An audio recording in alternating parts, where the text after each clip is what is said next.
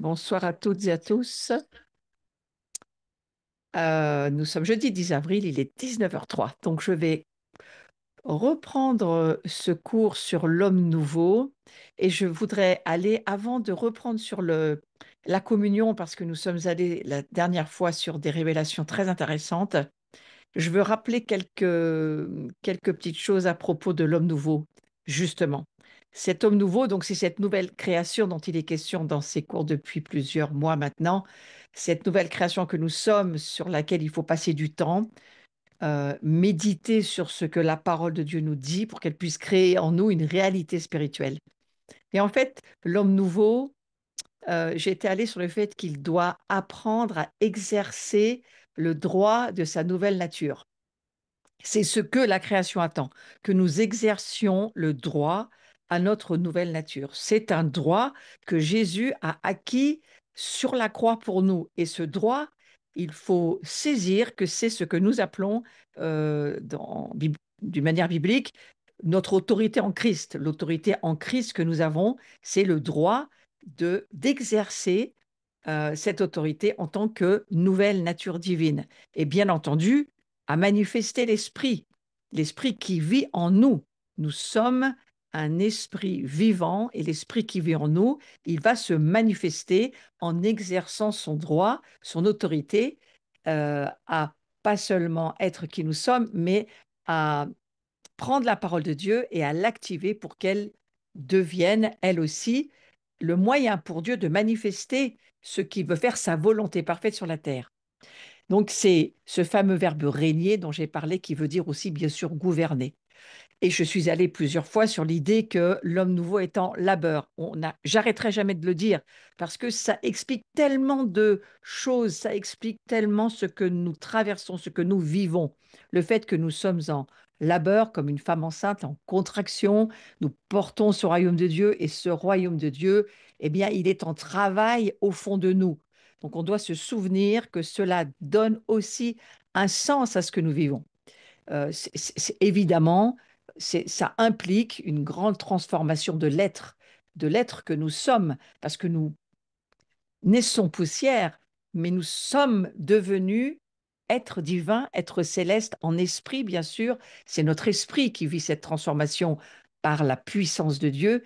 Mais bien entendu, notre âme va avoir tout un travail à faire et notre corps, qui lui est poussière, va retourner en tant que corps à la poussière. Mais nous savons que nous avons un corps glorifié qui nous attend et ça, c'est l'espérance de la gloire, évidemment. Donc l'homme nouveau, il vit dans ce corps de chair et bien sûr que c'est toute une interrogation pour chacun d'entre nous.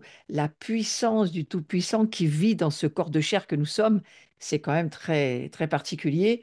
Et Dieu nous dit qu'on va avoir à manifester, bien sûr, à vivre cette transformation permanente. Ça fait beaucoup de mois que j'en parle, cette transformation qui va se faire par le renouvellement de notre intelligence.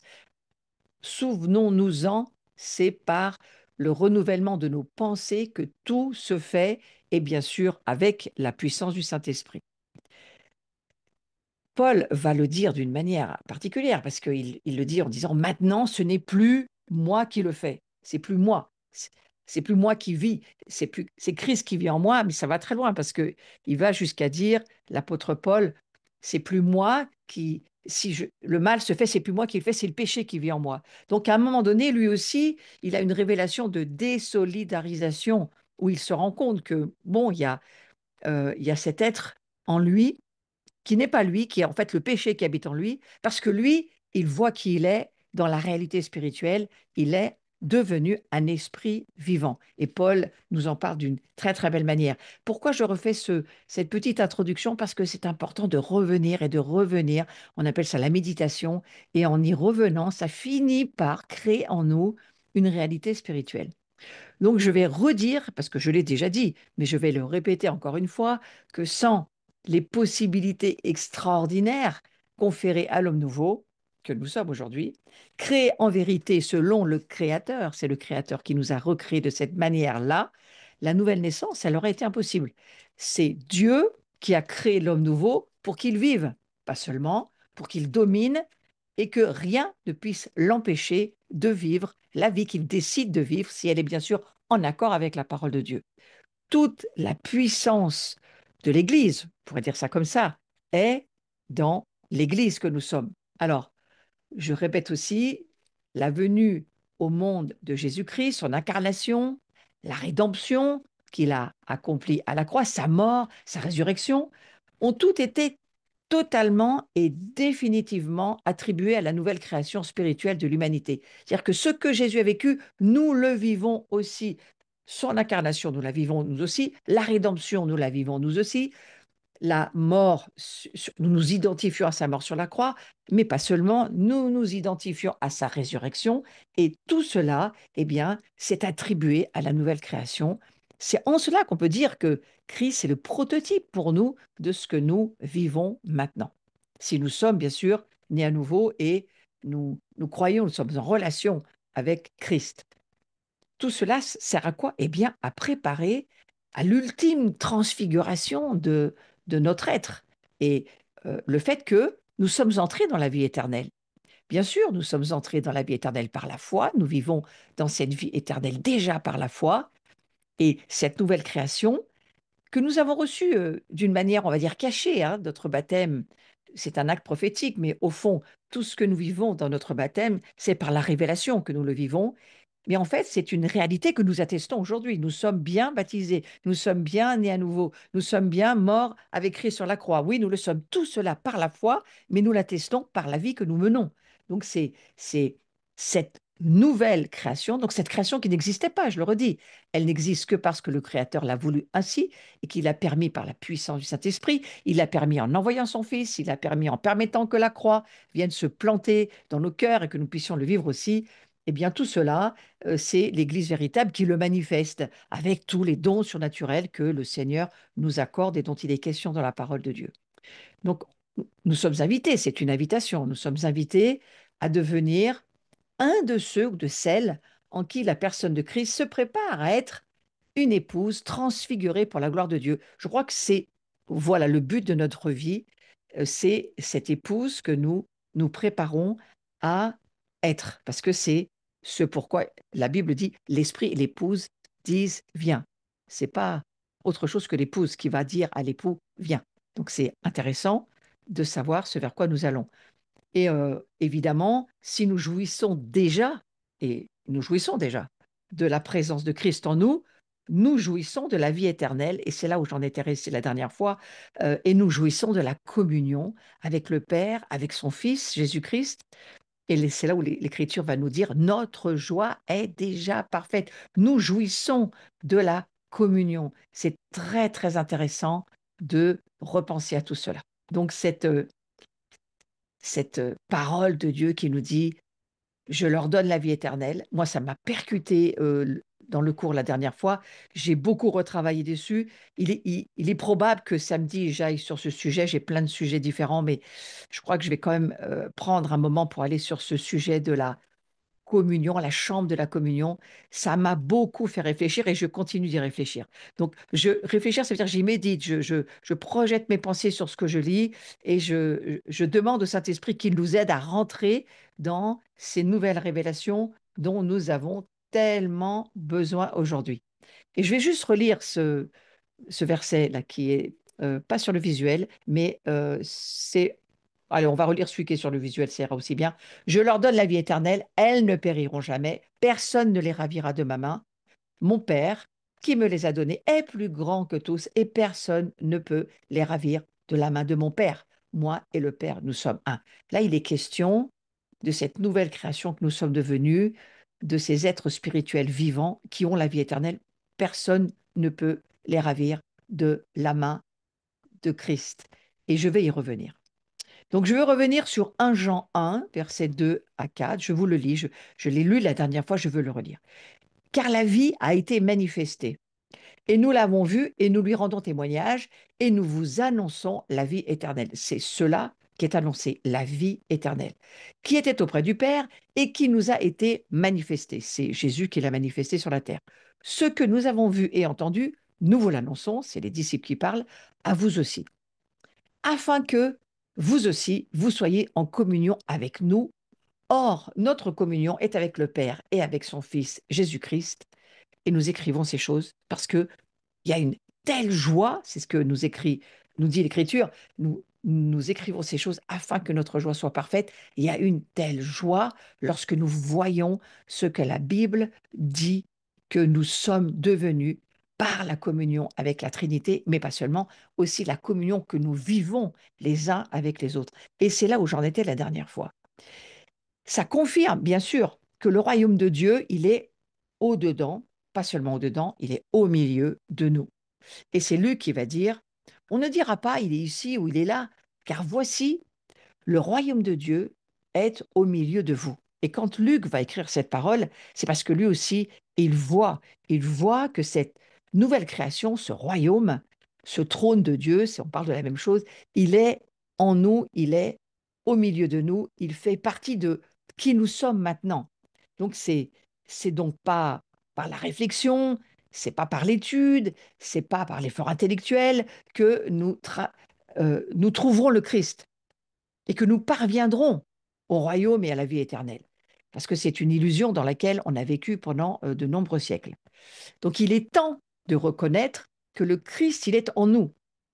Et ça demande vraiment au Saint-Esprit de nous le révéler encore et encore plus. Le Saint-Esprit va nous révéler que le Christ est en nous et que la vie éternelle se trouve dans nos cœurs. C'est quelque chose de très fort. Dans la chambre de la communion, ce que moi j'appelle la chambre de la communion. Revenons au cœur, concentrons-y notre foi, notre prière et notre espérance. C'est dans le cœur que se manifeste l'homme nouveau, création céleste, nouvelle, dotée de la présence du Christ. Donc il nous faut reconnaître que le Christ est en nous. Reconnaître, c'est-à-dire le connaître par l'expérience. On peut le reconnaître parce que par la foi et par la parole de Dieu, nous croyons la parole de Dieu et nous connaissons par l'expérience que Christ vit en nous, que la vie éternelle se trouve dans nos cœurs. C'est pas une information, c'est une révélation. Et que c'est dans le cœur que l'homme nouveau, il se manifeste. La création céleste, nouvelle, dotée de la présence de Christ, la présence de l'Esprit Saint et de la vie éternelle. C'est dans le cœur. C'est très important de laisser le Saint-Esprit nous révéler. C'est pas dans notre cerveau, c'est dans le cœur. C'est dans le cœur. Vous voyez, 2 fois c'est écrit, c'est dans le cœur que se trouve la révélation. Le royaume de Dieu, il est au milieu de nous, mais il est dans notre cœur. Et c'est dans notre cœur qu'il va se manifester. Et voilà que Dieu a déposé en notre cœur le secret. Donc Dieu a déposé, c'est lui qui l'a mis. Il a déposé dans notre cœur le secret du nouvel acte créateur, avec tout ce qu'il comporte de grâce et de dons. Ça, c'est ce qu'on peut appeler la gloire. La gloire, c'est lorsque l'on voit par la foi que Dieu a déposé dans notre cœur, il a mis un dépôt qui devient notre identité, c'est qui nous devenons, qui nous sommes devenus. Le secret du nouvel acte créateur. Souvenez-vous, j'ai donné il y a plusieurs mois plusieurs fois dans des enseignements différents que nous sommes nés dans la matrice de Christ. Il est la genèse de notre destinée. C'est cette matrice dont il est question. Il faut le voir par l'esprit. Nous sommes recréés, création qui n'existait pas, nouvelle création d'en haut, création céleste, née de la pensée de Dieu, né par l'acte créateur. Et c'est un secret, cet acte créateur. C'est un secret qui nous est révélé. Il nous est révélé maintenant et de plus en plus, il va nous être révélé parce que nous avons besoin de cette révélation pour traverser les temps qui viennent, pour grandir et pour voir et entrer dans qui nous sommes, pour que cette identité céleste, nous puissions vraiment la vivre, la manifester et apprendre à fonctionner dans cette nouvelle identité que nous sommes devenus grâce au Christ. C'est un acte créateur, mais il a été caché pendant on va dire, des milliers d'années. C'est un acte qui a été caché. Et tout à coup, Dieu va le révéler par l'Esprit Saint. Et il va faire venir Jésus. Il va nous envoyer le Saint-Esprit. Et il va dire, je vous envoie une puissance parce que vous allez être témoin de mon acte créateur, de qui je dis que vous êtes vraiment. Et moi, pour tout vous dire, il n'y a pas si longtemps que ça que je réalise que non seulement nous avons besoin de découvrir qui nous sommes par la révélation, parce que est-ce que nous savons vraiment qui nous sommes? Est-ce que nous avons plein d'informations? Mais est-ce que si nous le savions, eh bien, nous le vivrions peut-être d'une bien autre manière? Et c'est pourquoi la création attend la manifestation de la révélation des fils et des filles.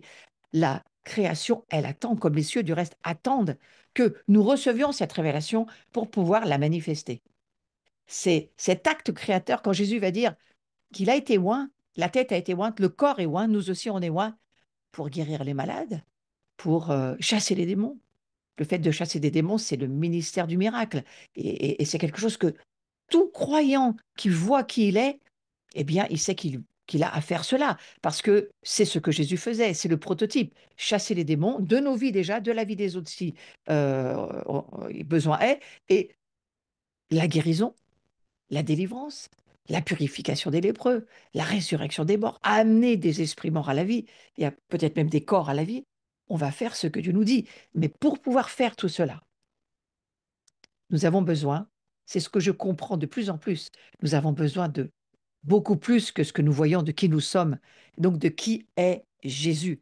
Et en voyant qui est Jésus, nous allons pouvoir voir qui nous sommes. Nous avons désespérément besoin de voir beaucoup plus que ce que nous voyons. Désespérément, la faim et la soif devraient nous prendre, de dire, mais Seigneur, révèle-nous qui nous sommes, révèle-nous. Et pour cela, moi, j'ai commencé à donner quelques clés, et je vais y revenir assez rapidement, mais je vous renvoie à, au cours 2 mois derrière nous, le secret de la gloire de Dieu, c'est le lieu secret, le secret pour découvrir qui nous sommes, pour avoir une vraie communion avec Dieu, pour pouvoir vivre avec Dieu.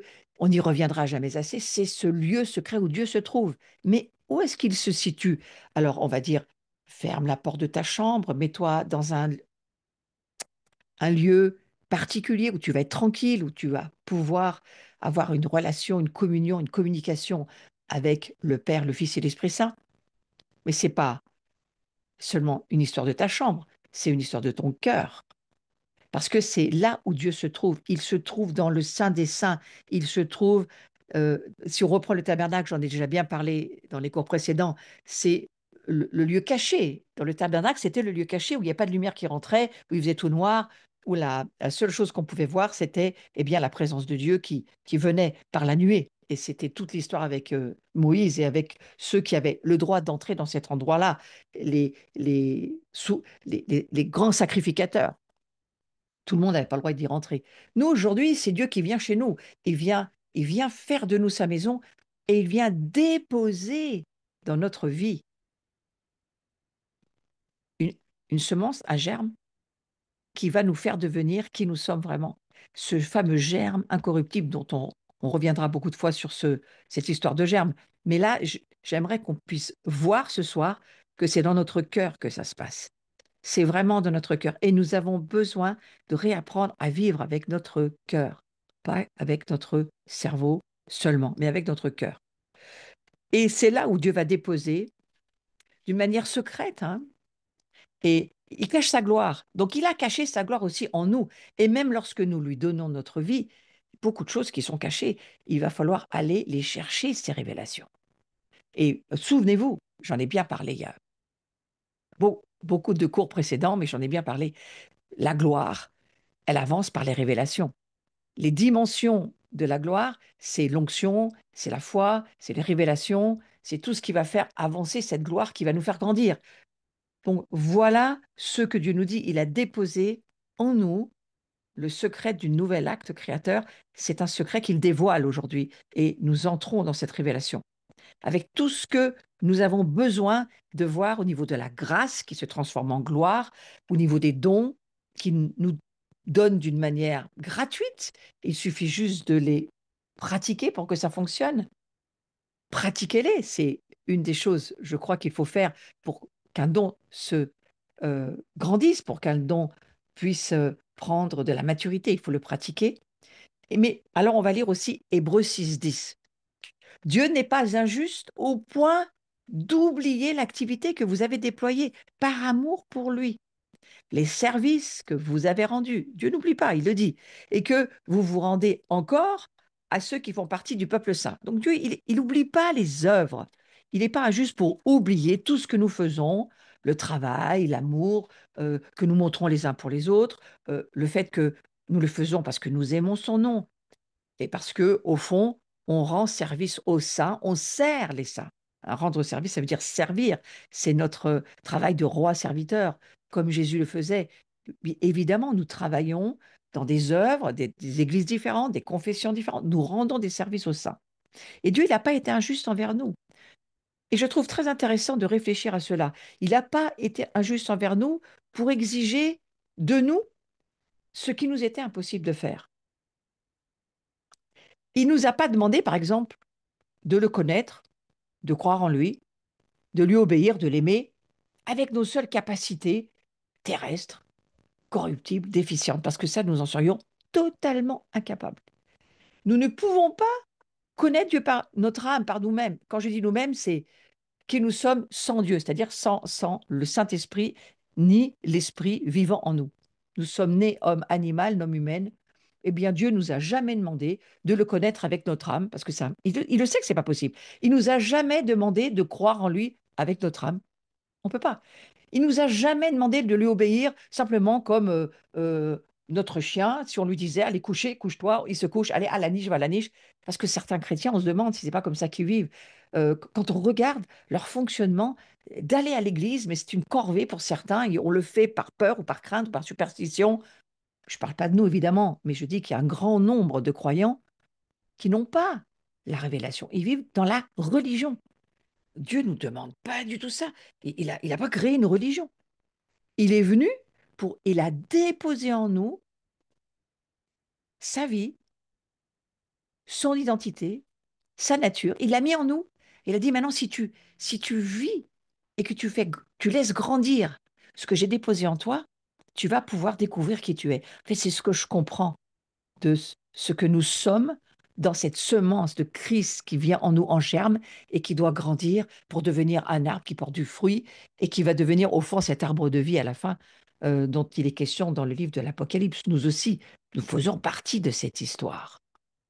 Donc il n'a pas exigé, et je trouve ça franchement miséricordieux, il n'a pas exigé ni d'aimer nos ennemis alors que tout ce que nous connaissions de l'amour, en termes toujours d'homme-animal, homme sans Dieu, on ne connaissait que l'amour charnel ou l'amour fraternel, philéo, mais on ne connaissait pas l'amour agapé, hein. Donc on ne pouvait pas aimer. Cet amour-là, il était fondé sur l'instinct animal, propre à cette nature de poussière. Donc on ne peut pas demander à quelqu'un qui n'est pas né à nouveau toutes les capacités impressionnantes, le dépôt que Dieu a mis en nous par sa grâce et sa miséricorde. On ne peut pas le demander à quelqu'un qui vit comme un homme animal. Par contre, on peut s'attendre à ce que ceux qui vivent à partir du Saint-Esprit et dans lequel Dieu a mis son dépôt, qui ont pris une identité divine, on peut s'attendre à ce que cela le vivent. Et je crois qu'il faut s'attendre à ce que nous le vivions les uns et les autres.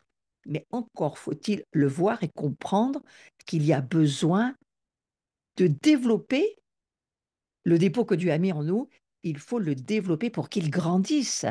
Et nous grandissons que si nous mangeons la parole de Dieu et que si nous pratiquons notre autorité, j'en ai parlé au début, cette autorité, Dieu nous a le droit d'exercer qui nous sommes, le droit d'être qui Dieu dit que nous sommes, des fils et des filles de Dieu qui ont ce droit, cette capacité, cette autorité, cette puissance d'aimer, de pardonner, d'avancer dans le bien, de, de faire le bien et par le mal, d'avoir la victoire sur cette nature de péché que nous ne sommes plus, que nous n'avons plus. Nous avons tous les moyens d'être victorieux parce que c'est Christ en nous et la puissance du Saint-Esprit qui va nous permettre de le vivre. Donc, vous voyez, Dieu ne nous demande pas, en termes d'homme animal, de faire ou d'être ce que nous ne pouvons pas être. Mais il nous le demande une fois qu'il a fait de nous ces nouvelles créatures en Christ par la puissance du Saint-Esprit. Et là, j'ai presque envie de nous dire, nous ne sommes donc plus très excusables de ne pas vouloir le devenir. Il n'a pas exigé en tant qu'homme animal euh, de nous, à ce que nous nous tenions dans une prière continuelle, 24 heures sur 24, vigilance spirituelle, en nous laissant à l'incapacité de notre nature déchue. Non, il ne nous demande pas ça. Il nous le demande que lorsque nous sommes en communion avec lui et que il va le faire en nous. Nous allons devenir, être co-ouvriers, co-héritiers, co-participants. Là, oui, communion, c'est ça que ça veut dire. Là, il nous le demande, mais parce qu'il est en nous, parce que c'est par la puissance de l'Esprit Saint. La seule chose qu'il nous demande, c'est d'aligner notre volonté, de dire, allez, demande-le-moi, euh, demande-moi, et puis je te donnerai tout ce dont tu as besoin. Je remarque que c'est pas courant, souvent dans nos prières, que nous demandions à être plus que ce que la Bible dit que nous sommes, parce qu'au fond, nous le sommes en germe, mais maintenant, il faut que ça grandisse. Mais maintenant que nous le sommes, nous pouvons bien sûr le prier, de l'être encore plus, d'avoir encore plus faim, encore plus soif de qui nous sommes déjà. Donc, Dieu a déposé en notre cœur une créature humaine entièrement renouvelée. Ah, et ça, mes amis, ce soir, il faut le contempler. Je crois qu'on peut prendre le temps de contempler cette créature humaine entièrement renouvelée. Nous ne sommes plus ni un homme, ni une femme animale. Nous sommes un être spirituel. Il faut le contempler. Nous sommes entièrement renouvelés. Donc, nous sommes en transformation. Mais en étant cette nouvelle création, nous ne sommes plus seulement des humains. Nous sommes des êtres spirituels. Et la Bible va enfin pouvoir nous transformer puisque la Bible est la parole de Dieu spirituelle. Elle n'est pas humaine, c'est une parole spirituelle qui n'a plus rien à voir, cette nature, cette créature humaine renouvelée, elle n'a plus rien à voir avec la poussière du sol. Elle est de nature céleste, c'est de nous dont je parle. Nous sommes de nature céleste, de la propre nature du corps du Christ ressuscité, qu'il faut nous rattacher à cette résurrection. Oui, il faut voir notre mort à cette vieille nature déchue, mais maintenant, il faut voir d'autant plus la nature du ressuscité que nous sommes en Christ. Parce que c'est par elle qu'il a vaincu le péché. C'est par elle que nous vaincrons le péché. C'est par cette nouvelle nature. C'est pas en combattant les vieilles choses avec les vieilles manières d'une nature qui n'a pas les moyens de gagner. Cette nature ancienne que nous ne sommes plus du reste. Là, aucune puissance, aucun moyen d'y arriver. La nature de péché, elle ne fabrique que du péché, elle ne peut être que du péché, elle ne peut faire que du péché. Donc il fallait l'éliminer. Et Jésus l'a fait. Donc maintenant, il faut cesser de regarder les choses comme ça. Il y a une porte qu'il faut fermer. Il y a un passé qu'il faut fermer. Bien sûr que notre âme va faire un travail, mais quand même, dans la révélation, il faut se voir de la juste manière. Et Jésus nous dit qu'il nous a rendus justes. Nous sommes devenus justes, justifiés. Plus de condamnation pour nous qui sommes en Christ, rendus justes. Plus nous nous verrons justes, plus nous le deviendrons, plus nous aurons la puissance de combattre ce péché qui n'a plus de puissance sur nous et à qui Dieu nous dit qu'il nous redonne la volonté libre de pouvoir décider. Si tu décides de pardonner, sachant vraiment qui tu es, tu sais que le Saint-Esprit a le pouvoir en toi de te donner cette puissance pour que ce pardon soit exercé. Toi, tu as le pouvoir de décision et le Saint-Esprit a le pouvoir de l'exercice de la puissance en nous. Et c'est lui qui va le faire. Donc c'est par elle, c'est par cette nature du ressuscité, par cette nouvelle nature que Jésus a vaincu le péché. Il a foulé aux pieds la mort. Il a réduit à rien le démon, pour ne pas dire tous les démons.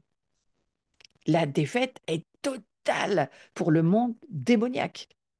Donc nous qui avons encore des parties de nous, qui font encore partie des résidus de la chair qui pêche encore, c'est pas la vieille nature, c'est la chair qui pêche encore. Nous avons tous les moyens, alors que nous grandissons, d'éradiquer ces démons, de les chasser de nos vies, de les maintenir très loin de nous et de marcher dans la sainteté. Et si nous nous voyons comme ça, nous marchons dans la victoire. mais c'est la manière dont nous nous voyons qui est extrêmement importante. Les perspectives, l'amour de la vérité qui va nous garder dans la vérité. Nous communions avec la vérité lorsque nous communions avec Christ. Et quand il s'est élevé de la terre, loin de ce monde mortel et périssable, eh bien, il nous a emmenés avec lui.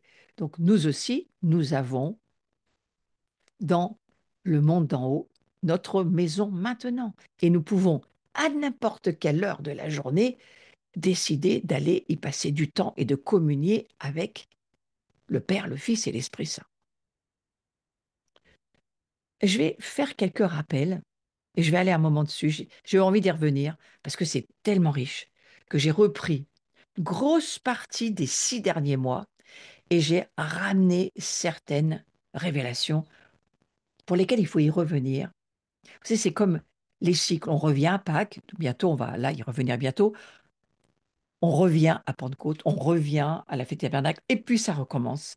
Et la roue tourne. Pourquoi? Parce qu'à chaque roue qui tourne, chaque saison qui se présente, nous grandissons, nous avançons, nous voyons plus que ce que nous voyons. C'est pour ça qu'il ne faut pas hésiter à revenir sur des révélations et à les laisser grandir en nous.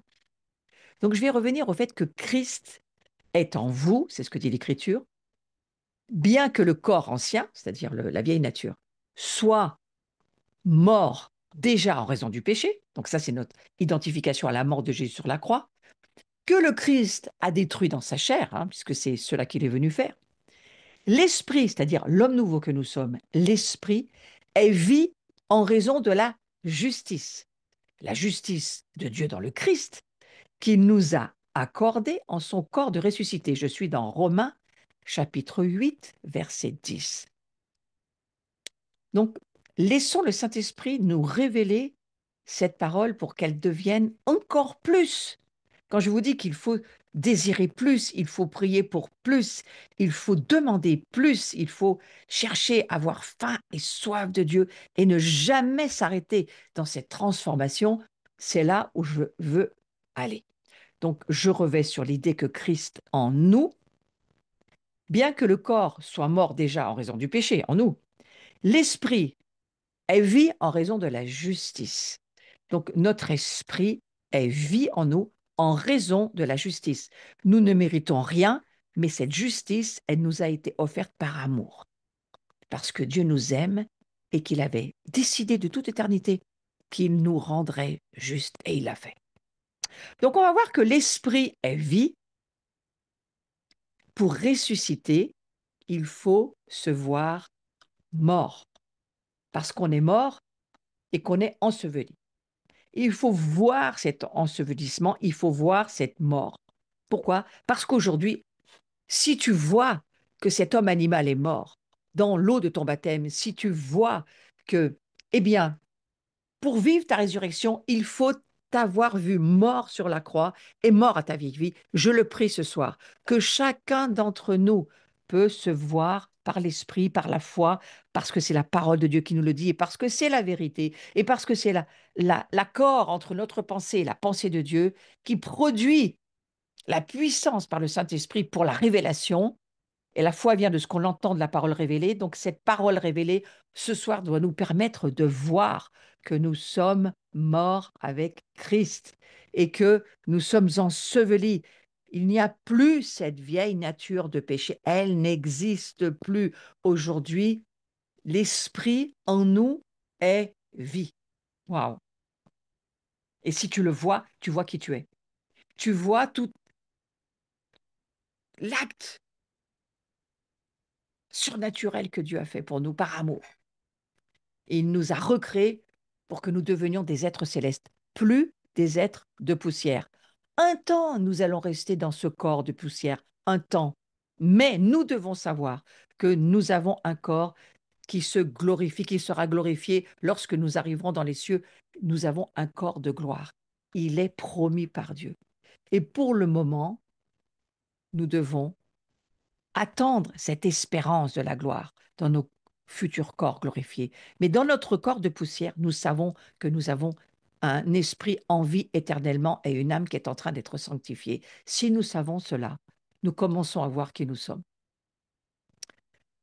Lorsque vous avez donné votre vie à Jésus, et nous l'avons tous fait ici en ligne, j'en suis absolument certaine, et ceux qui vont l'écouter en replay doivent se poser la question, est-ce que j'ai vraiment donné ma vie à Christ? Est-ce que j'ai compris lorsque j'ai demandé à Christ de venir dans ma vie qu'il est vraiment venu ramener la vie dans mon esprit, je deviens cette nouvelle création dans mon esprit en termes d'esprit de vie éternelle et que cet esprit en moi que je suis est vivant éternellement. Parce que c'est cela qu'il faut voir. Et c'est pour ça que nous pouvons dire, nous nous sommes dépouillés de notre corps charnel, tout ce qui était vieille nature. La chair existe encore, elle a encore ses défauts, que nous allons petit à petit voir être transformés. Ça, c'est la très bonne nouvelle. C'est l'apprentissage de l'obéissance. C'est l'apprentissage de nous soumettre à Christ. C'est l'apprentissage de devenir comme Christ. Lui, dans son incarnation, il n'a jamais péché. Nous sommes nés dans le péché. Donc, il a très bien compris notre problème et il est venu dire, je prends ta vieille nature, je te laisse cette chair, mais maintenant, cette chair, par la puissance du Saint-Esprit, tu vas pouvoir la vivre en péchant de moins en moins et en laissant ton âme être transformée jusqu'à ne plus arriver à ne plus pécher. Il faut le voir cela. Donc, on s'est dépouillé de notre corps, on va dire, la nature, le corps ancien, ce que certains moines appellent les corps anciens. Moi, j'appelle ça la vieille nature, mais c'est la même chose. Et il est enseveli, il faut le voir mort. C'est Pâques.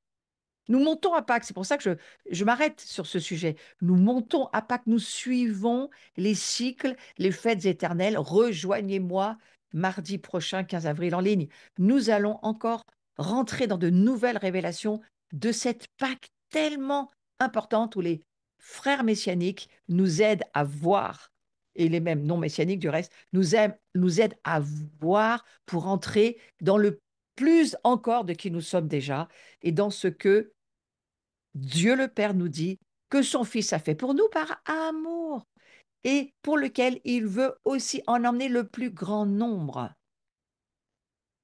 Alors, bien sûr, nous sommes appelés à l'évangélisation, nous sommes appelés à gagner des âmes. Oui, il faut le faire, mais il ne faut jamais s'arrêter de voir de plus en plus qui nous sommes. Et c'est ce que nous faisons dans ce temps, cette heure consacrée à cela. C'est pour ça qu'on peut aller sur le fait que on ne peut pas ensevelir ce qui n'est pas mort. Mais si par la foi, tu vois que cette vieille nature de péché a été ensevelie, tu peux te battre d'une manière très différente contre le péché, parce que tu te bats avec la révélation que tu es un esprit vivant, déjà vivant dans l'éternité, que tu as la puissance du Saint-Esprit en toi, qui va venir, lui, appuyer toutes les décisions que tu vas prendre en accord avec la volonté de Dieu. C'est pour ça que Dieu dit, dans le Notre Père, le Fils nous apprend à prier que ta volonté soit faite sur la terre. Oui, la volonté, eh bien, c'est que nous devenions, qui dit que nous sommes déjà, il faut commencer par là. Ouais. Et qu'on peut aller jusqu'à dire qu'il n'y a plus de condamnation. C'est pas nous qui le disons, c'est Dieu qui le dit dans sa parole. Il n'y a plus de condamnation pour ceux qui sont en Jésus. Bah, évidemment non. Il n'y a plus de condamnation. Quand on sait qui nous sommes, l'esprit en nous vivant sait qui il est, il n'y a plus de condamnation pour ceux qui sont Christ en eux. Il n'y a plus de condamnation. Maintenant, dans notre chair, il y a bien sûr la repentance, bien sûr la confession des péchés, bien sûr que notre âme doit sans cesse refaire des mises à jour et se remettre en accord avec le grand logiciel qui s'appelle la parole de Dieu et qui, lui, est la vérité. La Bible, c'est la grande prophétie, c'est la vérité de Dieu, ce sont les pensées de Dieu, ce sont plus que ça. L'acte créateur, lorsque Dieu parle, c'est sa parole. Toute la Bible est prophétie. L'esprit de la prophétie, c'est témoignage de Christ, bien sûr. Donc il n'y a plus de condamnation pour ceux qui savent qui ils sont. Mais si tu demandes à un homme animal, il n'y a plus de condamnation, ben il n'y a que ça en fait. Il est condamné toute la journée par le diable qui lui rappelle sa vieille nature. S'il n'a pas donné sa vie à Jésus, c'est la réalité, c'est ce qu'il est. Il est sous l'esclavage du diable, il est perdu à tout jamais, il est condamné. L'homme animal, il est condamné à rester un animal, il ne sera jamais sauvé. Il faut croire dans le Christ pour cela. Mais c'est ce qui doit, selon moi, faire la différence dans nos vies. Car la loi de l'esprit, on va aller sur ce verset, la loi de l'esprit qui donne la vie dans le Christ Jésus, m'a affranchi de la loi du péché et de la mort. lorsque j'ai relu ce verset, je suis rentrée, je vais essayer de vous y amener dans ces quelques minutes de ce cours, je vais essayer de vous montrer ce que j'ai vu par la grâce de Dieu, parce que c'est par la grâce qu'on a les révélations. Mais vraiment, ce verset, tout à coup, m'a percuté. La loi de l'esprit, c'est une loi, hein, bien entendu, la loi du péché, c'est une loi. La loi de l'esprit, c'est une loi. Lorsque nous sommes nés de l'esprit, c'est une loi. Nous ne produisons que des choses de l'esprit. C'est une loi. La Bible, c'est la loi de l'esprit de Dieu. Donc cette loi, tu la lis, elle est spirituelle, elle te transforme dans des choses spirituelles. La loi est spirituelle, la Bible est spirituelle. La Bible n'est pas charnelle, la Bible n'est pas un livre juridique pour les hommes animaux. Non, c'est un livre spirituel. Donc la loi de l'esprit, écoutez-moi bien, cette loi de l'esprit, elle donne la vie dans le Christ Jésus. Cette loi, lorsque tu la lis, lorsque tu la crois, lorsque tu la pries, elle devient. Elle te fait devenir. C'est comme ça que tu nais à nouveau. Elle te fait devenir, puisque c'est une loi spirituelle, elle te fait devenir. Et tu sais ce qu'elle te fait devenir? Elle te donne la vie éternelle. Tu deviens, elle te la donne pour que tu deviennes la vie éternelle. C'est pas j'ai la vie éternelle. Non, je suis dans cette atmosphère de gloire, dans ce monde de la spiritualité qui est la réalité invisible dans laquelle nous vivons par la foi. Nous sommes éternité. Nous sommes entrés dans l'éternité. Donc, elle nous a franchis de la loi du péché. Bien sûr, nous ne sommes plus péchés. Si tu es dans la loi de la vie de l'esprit, si tu es dans la loi de la Bible qui est spiritualité, éternité de Dieu, tu ne peux pas être dans le péché. Tu ne peux pas être dans les ténèbres et dans la lumière. Ou tu es dans la lumière ou tu es dans les ténèbres. Tu es en termes de verbe d'état. Ta chair, c'est autre chose. Ta chair, c'est ce qui va il va falloir la soumettre et la sanctifier, ton âme. Mais qui tu es, c'est dans ton esprit. Dieu est esprit, je le rappelle. Et il faut que ceux qui l'adorent, ceux qui vivent en communion, ceux qui disent qu'ils sont vivants, ceux qui parlent de leur identité, soient esprit. Et oui, bien sûr, bien sûr. Donc, avec la foi, on peut facilement croire la parole de Dieu, bien sûr, puisque c'est l'atmosphère dans laquelle nous sommes, c'est qui nous sommes. Nous sommes créés pour cela. Laissez toutes vos pensées être renouvelées pour que vous puissiez voir. C'est pour ça qu'il faut tellement renouveler ses pensées, pour qu'on puisse voir que l'esprit qui donne la vie, et là ça m'a tellement percuté, l'esprit qui donne la vie dans le Christ vous affranchit de la loi du péché et de la mort. C'est l'esprit qui donne la vie. Si la vie rentre en toi, la loi du péché est détruite. La loi de la mort est détruite. Dieu t'injecte éternellement sa vie qui il est, et donc tu deviens, par cette injection spirituelle, son éternité. Et parce que la loi de l'esprit, c'est comme la loi de Newton, c'est une loi, tu ne peux pas passer au travers. C'est soit tu vis dans la loi de la vie de l'esprit, soit tu vis dans la loi du péché, tu ne peux pas vivre avec les deux. C'est pour ça que souvent on dit, Dieu nous a transformés, la Bible dit, il nous a transformés du royaume des ténèbres, il nous a transportés, télétransportés, il nous a amenés dans un autre royaume. On ne peut pas être dans les deux royaumes à la fois. Par contre, on peut avoir des zones d'occupation, exactement comme le vit Israël aujourd'hui. Israël vit dans des zones d'occupation. Il y a des zones d'occupation, pardon, qui vivent en Israël. En Israël. Israël est habité par certaines zones d'occupation. Comme nous. Pour les ténèbres, c'est la même chose. Mais ça n'a rien à voir avec notre identité. Nous sommes des êtres spirituels. Je trouve intéressant que ce soit une loi. La chair est chair, ne vaut rien, ne pourra jamais rien produire de bon. C'est l'homme animal, l'homme qui vit par son âme, l'homme qui n'a pas saisi, qui n'était pas appelé à vivre comme ça.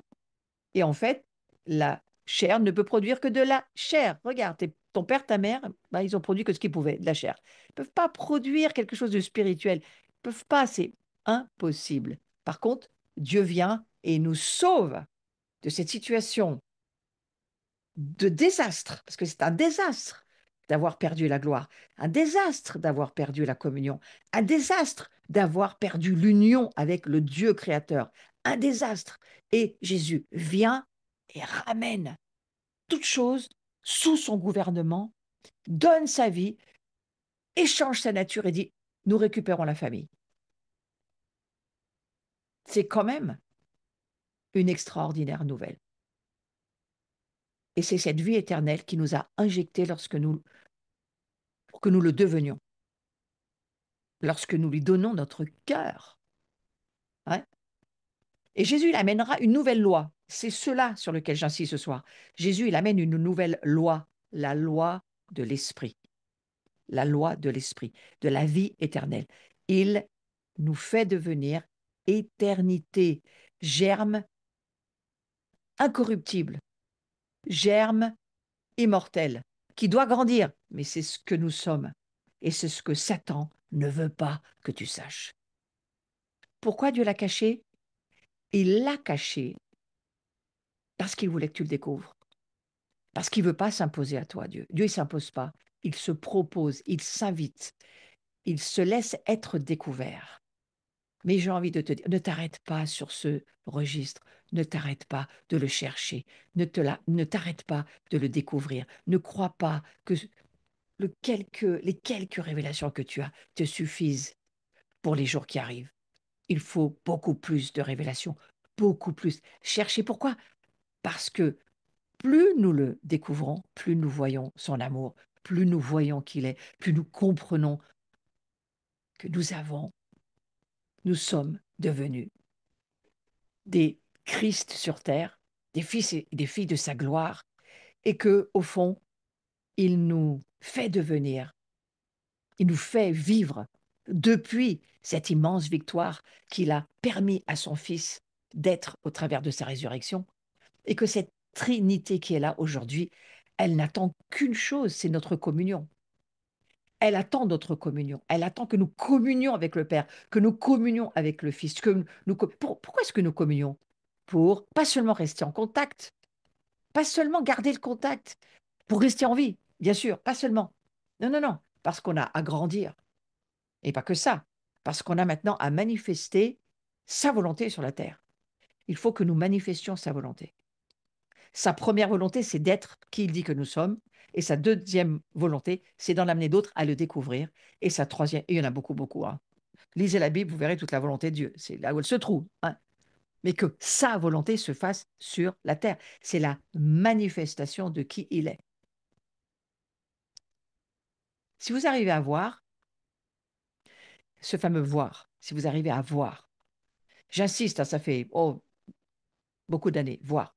Donc cette fois-ci, j'ai trouvé mon visuel. Parce que j'étais dans une conférence il n'y a pas si longtemps, et tout à coup, le Saint-Esprit m'a vraiment donné cette image. Il m'a demandé de dire à tous ceux qui m'écoutaient, est-ce que vous avez mis vos lunettes infrarouges? Est-ce que vous savez qu'on a la capacité de voir dans le noir? Est-ce que vous savez qu'on a la capacité de voir dans les ténèbres le dépôt prophétique que Dieu a mis dans la vie de quelqu'un et que ce n'est pas le noir qu'il faut regarder, mais c'est ce que le Saint-Esprit veut vous montrer, ce que moi j'appelle la perspective prophétique. Parce que c'est ce que le Père, le Fils et l'Esprit Saint ont fait pour nous. Alors que nous étions en ténèbres, ils ont regardé dans l'être que nous sommes, qu'ils ont eux-mêmes, le Père a pensé dans son éternité, en se disant, oui, nous les créons en ténèbres, mais ils deviendront lumière. Donc il y a, eux, la première des choses qu'ils ont, c'est des lunettes infrarouges, mais nous en avons besoin aussi. Et qui nous accorde ces lunettes? Le Saint-Esprit. C'est lui qui nous permet de voir. C'est pour ça que Jésus dira à Nicodème, Nicodème, il faut que tu vois. Et puis je relisais tout ce texte de Nicodème, là, de Pâques, là, en ce moment, et je me suis rendu compte que oui, il était bien là, hein, il était bien avec Joseph d'Arimathée pour aller embaumer le corps du Christ. Donc c'est bien qu'il est passé quand même de l'autre côté. Sinon, il ne serait pas allé embaumer le corps de Jésus, Nicodème.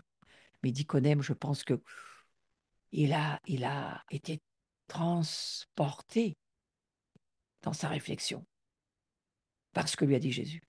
Nicodème, ton homme animal, tu ne peux pas le récupérer, tu ne peux pas rentrer dans le ventre de ta mère, tu sais bien que ce n'est pas possible. Mais tu es allé au bout de ton raisonnement et il n'y en a pas. Il y a pas de réponse. pour l'homme animal, mais pour l'homme spirituel. Revenons sur cette lunette, si vous arrivez à voir. Donc, nous devons demander au Saint-Esprit, Saint-Esprit, donne-moi mes lunettes à infrarouge, permets-moi de voir dans les ténèbres de ce monde ce que tu veux que je vois, et déjà dans ma propre vie. Il faut commencer dans sa propre vie avant de commencer dans celle des autres. Fais que je puisse voir qui je suis, que je puisse voir le miracle de ce que Christ a fait dans ma propre vie, que je puisse avoir un viseur pour voir le germe incorruptible, immortel qu'il a mis en moi pour que je devienne qui il est et que je puisse entrer dans la révélation de la vérité, la loi de l'esprit de vie, qui nous rende libres de quoi? De la loi du péché. Nous ne sommes plus sous la loi du péché. Nous ne sommes plus du tout sous cette loi. Elle n'existe plus pour nous, puisque nous sommes devenus et que nous vivons dans l'éternité et que nous avons l'Esprit Saint en nous, que nous avons la Trinité de notre côté.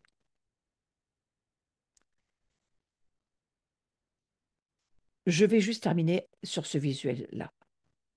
Vous pourrez voir que la loi de l'esprit de vie en vous, et ça c'est énorme, et je l'ai encore vu davantage cette fois-ci, la loi de l'esprit de vie en vous, en nous, prévaut. Et je suis allée chercher une autre traduction que prévaut et je vous ai mis le synonyme l'emporte, parce que je trouve que j'ai mieux compris par ce verbe l'emporte. Oui, ça prévaut, ça a une valeur supérieure, donc ça l'emporte. La loi de l'esprit de vie l'a emporté sur la loi du péché. Christ a gagné, Dieu a gagné, il a eu sa victoire, il a réussi à détruire, la loi que Satan avait réussi à imposer par la chute. Il a détruit. Vous pourrez voir que la loi de l'esprit de vie en nous, elle l'emporte sur la loi du péché qui n'est plus en nous, puisque nous n'avons plus cette nature. Cette loi n'est plus en nous. Et bang, tu peux prendre le marteau et dire non, non, la loi, il n'y a plus de condamnation dans ma vie parce que la loi de l'esprit l'emporte en moi sur la loi du péché. Je ne suis plus d'une nature de pécheur, mais je vais me repentir, prendre le sang de Jésus, utiliser ce que Dieu a mis à ma disposition pour que je puisse toujours être qui je suis, cet être spirituel, de plus en plus sanctifié. Vous n'êtes plus sous l'esprit de la loi. Le mensonge de Satan, c'est de vous faire croire que vous êtes encore des pécheurs, et donc sous l'esprit de la loi. Si vous le croyez, vous n'arriverez jamais à ne plus pécher. C'est un gros mensonge qu'on n'est pas obligé de croire. Alors, je vais prier ce soir pour dire, nous avons revêtu l'homme spirituel. Et attention, attention parce qu'on pourrait mal le comprendre. Et je reprendrai ça sur le cours prochain parce que je n'ai pas fini sur ce domaine. Mais nous avons revêtu l'homme nouveau. Ça ne veut pas dire qu'on a mis un manteau. Revêtir, ça veut dire, dans la parole de Dieu, lorsqu'on met un manteau sur soi, lorsqu'on parle de revêtement, c'est parce que c'est qui nous sommes, c'est notre identité. Nous sommes devenus cette autorité, cette spiritualité dont il est question dans la parole de Dieu. Ceux qui ont cru au Christ et qui ont reçu le baptême se sont dépouillés de la chair de péché, soumise à la loi et à la peine de mort, promulguée par la loi. Ils ont revêtu l'homme nouveau spirituel qui n'a rien à voir avec la loi, le péché et la mort éternelle. Et je vais prier là-dessus. Donc Paul, il est en train de dire, vous n'êtes pas dans la chair, vous n'êtes pas une âme. Non, vous êtes devenu un esprit vivant éternellement. Seigneur, je te demande que ça devienne une réalité pour nous, que chacun puisse avoir la grâce de mettre devant ses yeux ses lunettes à infrarouge pour que nous puissions, dans les ténèbres qui nous entourent, qui parfois sont même en nous, nous puissions voir ta parole qui est la vérité. C'est ta parole qui nous permet de voir pour entrer dans la révélation qui nous amène la vérité, qui nous transforme et qui nous amène encore plus de révélation de qui nous sommes, donc qui nous permet de grandir, donc qui nous permet de voir un poids de gloire, grandir, prendre de la hauteur, de la largeur, de la profondeur de notre identité en Christ. Nous sommes ces esprits vivants éternellement et la loi du péché de la mort n'a plus d'effet sur nous. Nous ne sommes plus sous cette loi.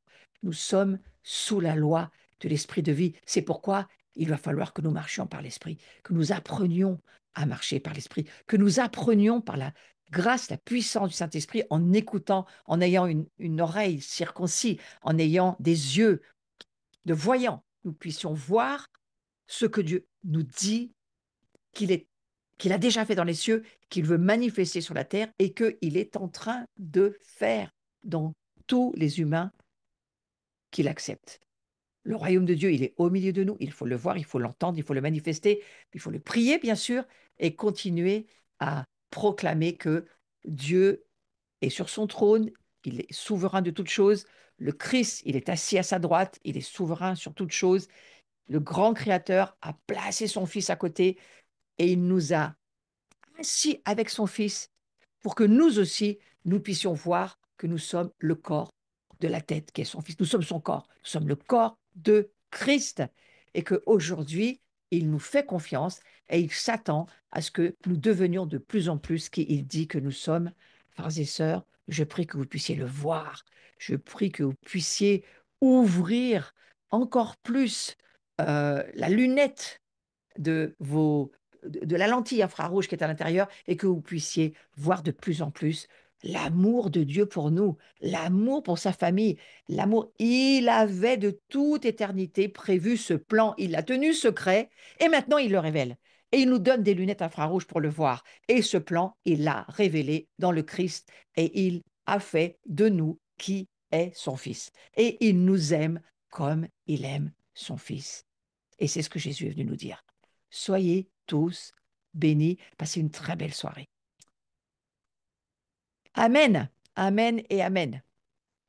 Prochain cours, je vais continuer sur ce registre, donc jeudi prochain, 17 avril, à la même heure. Ensuite, ma journée, donc c'est ce samedi. Vous pouvez encore vous inscrire jusqu'à demain soir. Après, les inscriptions s'arrêteront sur WizEvent. Si vous voulez, vous pouvez venir en présentiel, mais les inscriptions, vous ne pourrez plus les faire par l'Internet. Voilà. C'est une journée, nous la passons de 10h à 18h à peu près ensemble. Amenez votre pique-nique, n'oubliez pas pour les personnes qui viennent en présentiel, c'est important. Ensuite, allez, je vous attends tous pour cette soirée de Pessard. Mardi à 20h30, nous allons passer une soirée qui va encore et encore nous amener de nouvelles révélations. Chaque rendez-vous, chaque fête de l'Éternel est une bénédiction pour nous. Je vous attends. Voilà. Ensuite, nous allons passer cette petite maison de Jean le 3 et 4 mai avec André Cozzi. Voilà. Là aussi, vous voulez descendre, monter, bénéficier, vivre les bienfaits de l'adoration, de la transformation, alors rejoignez-nous. C'est une maison faite pour ça. Ensuite, je vais être à Fréjus le 17 mai avec, il y aura aussi Laurent et euh, toute une équipe autour de Pierre Aguilar, c'est lui qui nous invite. Et nous allons avoir une journée vraiment interconfessionnelle, hein. C'est l'unité des chrétiens ensemble. Saïd Oudjibou qui sera là. Il y aura aussi Julie Le Rouge qui va avoir une parole aussi pour chacun d'entre nous. Toutes les générations sont représentées. C'est une belle journée. Rejoignez-nous si vous le pouvez. Voilà, c'est un Fréjus. Je serai aussi pour le samedi 24 mai avec le mouvement des Euglos international, mais là, c'est pour les hommes et les femmes, ça s'adresse à tout le monde, c'est en Normandie, et nous allons aussi avoir une journée guérison, délivrance, nous allons laisser le Saint-Esprit nous transformer, et ça va être, je le suis sûr, glorieux, parce que c'est ce qui se passe en ce moment. Donc, vous voyez, il y a une accélération, hein, de ce que Dieu veut manifester sur la terre. Il est en train de lever ses fils, ses filles de sa gloire. Il est en train de lever son épouse. Et c'est ça que je vois, moi, partout où je vais. Et je me dis que ça puisse continuer au nom de Jésus. Voilà. Réservez la toute dernière journée guérison, délivrance, enseignement. C'est le samedi 21 juin. Ça sera la dernière. Je ne la reprendrai, cette série de samedis, ensuite qu'au mois de septembre. Voilà. Nos cœurs jubilent. Rendez-vous début juillet, 5, 6, 7 juillet. On entre dans le sanctuaire. Ensuite, rejoignez-nous pour la grande maison de Jean, où nous allons là avoir la même chose, 11, 12, 13, 14 juillet, du temps dans l'adoration, du temps pour écouter la parole, du temps pour laisser Dieu nous transformer. Ce que nous voulons, c'est prendre du temps dans la présence de Dieu. C'est l'idée de cette maison de Jean et tisser nos relations d'alliance avec Israël. Nous aurons Tal, Aroni pour nous y aider. Que le Seigneur soit béni pour cette maison de Jean. Et Laurent et Jean, Daniel et Timothée Veil seront là aussi pour la louange et l'adoration. On veut juste tous fonctionner dans le prophétique, alors rejoignez-nous. C'est la maison de Jean que nous portons. Et ensuite, termine l'été avec le collectif Gagnère. Gagnère, c'est possible. Allez, du 28 au 31. Alors là, c'est les vacances spirituelles avec des ateliers. Moi, je vais faire un atelier sur la délivrance aussi. Si vous avez besoin, rejoignez-moi là. Je serai aussi en plénière avec d'autres. Donc, vous avez toutes les infos sur la page du collectif. Je vous souhaite une très belle soirée. Mes livres sont toujours évidemment en commande. Vous pouvez le faire sur le site ou nous écrire à l'adresse contact et nous vous répondons. Nous en envoyons un certain nombre en ce moment. Je m'en réjouis parce que c'est pas seulement un livre qu'il faut lire, c'est un livre qu'il faut offrir. Faites circuler la délivrance dans le monde des croyants. Je suis impressionnée par le nombre de gens qui m'écrivent, qui ont besoin de réponses parce que ils ne savent juste rien sur le monde des démons et ils ont besoin de savoir. Voilà, donc c'est un livre qui parle et qui explique comment fonctionne le monde de la délivrance. Merci de vous abonner, de cliquer, merci de me mettre vos commentaires. Ma chaîne YouTube, elle est faite pour ça et vous allez d'ailleurs trouver le replay de ce cours sur cette chaîne spécifique. Merci aussi à tous ceux qui me soutenaient. C'est vrai que vous avez payé pour certains un don minimal. J'appelle pas ça une inscription, j'appelle ça un don minimal. Certains m'ont donné beaucoup plus pour l'année, soyez bénis. Certains me disent, oh bah tiens, aujourd'hui j'ai envie de te bénir. Eh bien, continuez de me bénir. Je vous en bénis en retour. Allez, passez une belle soirée. On va pas parler d'argent, on va parler de bénédiction. Allez, à la semaine prochaine. Bonne soirée. Et à samedi pour ceux qui me suivaient sur les samedis. À samedi, une belle journée nous attend.